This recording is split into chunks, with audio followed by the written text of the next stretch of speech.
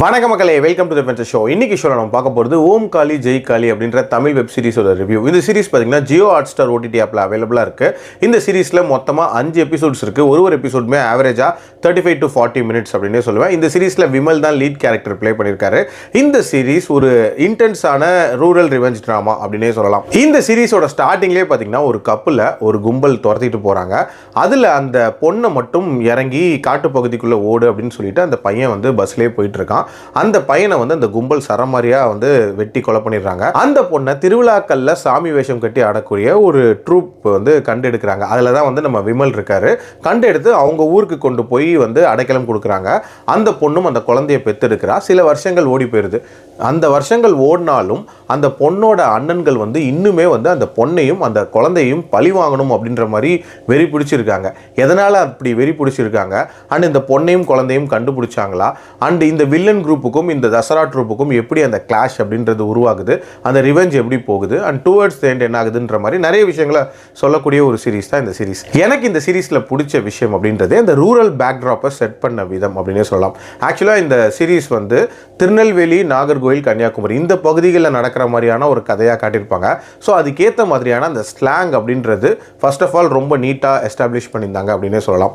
அதுக்கப்புறம் அதில் திருவிழாக்களை காட்டின விதம், எஸ்பெஷலி இதில் ஸ்டார்டிங் 2 எபிசோட்ஸில் வந்து நிறைய அந்த திருவிழாக்கள் சீன்ஸ் அப்படின்றது வரும். அதுலேயும் குறிப்பாக அந்த செகண்ட் எபிசோடில் ஒரு முக்கியமான மொமெண்ட்டே வந்து அந்த திருவிழாவில் நடக்கிற மாதிரி காட்டியிருப்பாங்க, முத்தாரம்மன் திருவிழான்றது.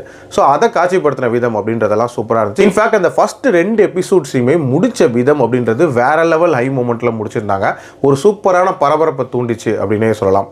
ஆல்சோ இந்த சீரீஸில் வந்து விமலுக்கும் குவின்சிக்கும் ஒரு நீட்டான ரோல் அப்படின்றது கொடுக்கப்பட்டிருக்கும்.